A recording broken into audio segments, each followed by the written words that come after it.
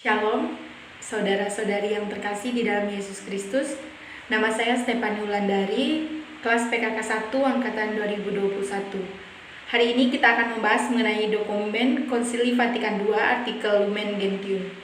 Jadi, Lumen Gentium yaitu konstitusi dogmatis tentang gereja adalah salah satu dokumen utama Konsili Vatikan II.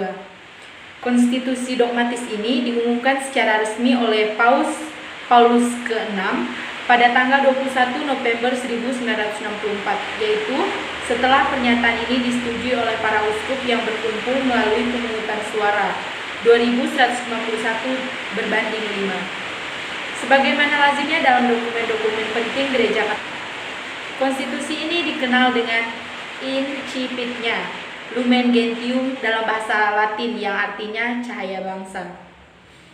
Dokumen Lumen Gentium memiliki 8 bab. Kedelapan bab dokumen ini dapat dipasangkan secara tematis. Bab 1 dan bab 2 membahas hakikat dan keberadaan sejarah gereja. Bab 3 dan 4 membahas peran yang berbeda-beda dalam gereja.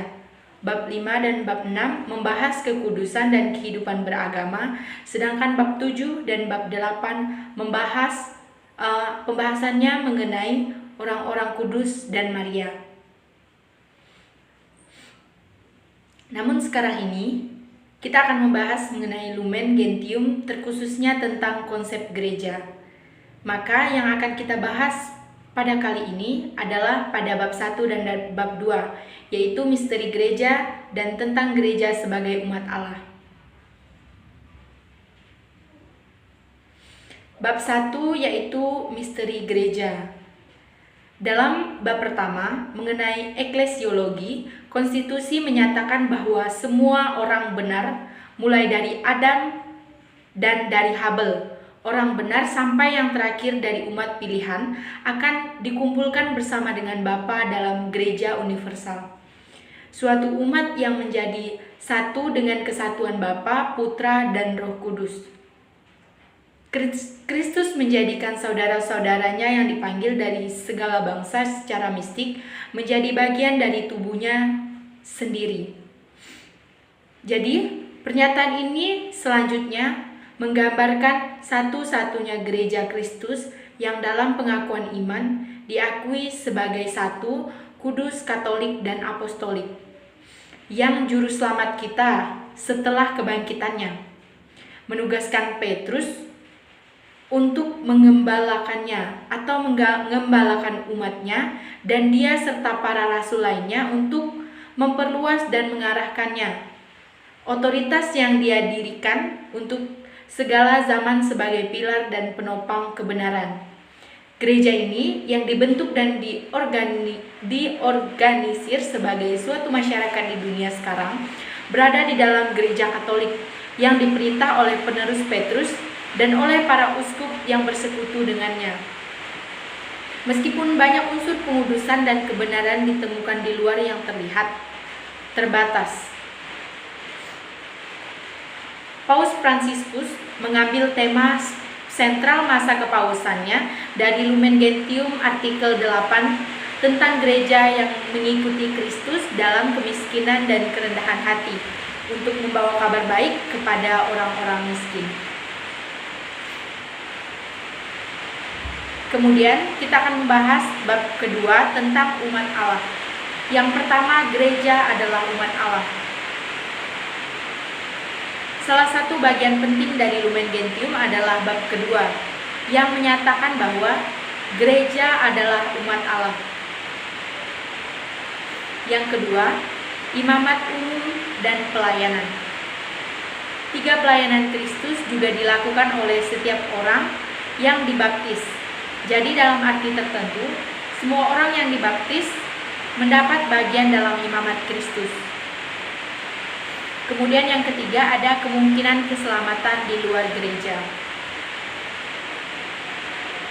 Dalam bab kedua, konsili mengajarkan bahwa Tuhan berkehendak untuk menyelamatkan manusia, bukan hanya sebagai individu, tetapi sebagai suatu umat. Oleh karena itu, Allah memilih bangsa Israel menjadi umatnya sendiri dan mengadakan perjanjian dengannya sebagai persiapan dan gambaran perjanjian yang disahkan di dalam Kristus yang membentuk umat Allah yang baru, yang akan menjadi satu, bukan menurut daging, tetapi dalam roh, dan yang disebut gereja Kristus. Dahulu yang menjadi perdebatan adalah pernyataan bahwa hanya mereka yang mengetahui bahwa gereja Katolik diperlukan oleh Kristus, namun menolak untuk masuk atau tetap berada di dalamnya, tidak dapat diselamatkan. Artinya bahwa sebelum Konsili Vatikan kedua dinyatakan bahwa di luar gereja tidak ada keselamatan. Namun kemudian barulah pada Konsili Vatikan kedua gereja mengakui bahwa di luar gereja pun ada keselamatan. Jadi semua umat manusia dipanggil untuk menjadi anggota gereja. Tidak semua orang sepenuhnya tergabung dalam gereja. Namun gereja menyadari bahwa dalam banyak hal gereja berhubungan dengan mereka yang ketika dibaptis dihormati dengan nama Kristiani. Meskipun mereka tidak mengakui iman, mereka mengakui iman mereka secara keseluruhan atau tidak memelihara iman mereka. Kesatuan persekutuan dengan penerus Petrus, sehingga gereja mendeklarasikan kemungkinan keselamatan bagi orang-orang non-Kristen dan bahkan non-teis. Kemudian yang keempat ada evangelisasi baru. Pesan evangelisasi baru adalah gereja Katolik berakar pada Lumen Gentium 17 dan merupakan salah satu tanda bahwa gereja berupaya untuk memenuhi Lumen Gentium. Sebagaimana Bapa mengutus Putra, demikian pula Dia mengutus Rasul pada Matius bab 28 ayat 18 sampai 28 dilanjutkan ayat 20. Sekian pembahasan mengenai dokumen Konsili Vatikan kedua. Artikel Lumen Gentium terkhusus mengenai gereja.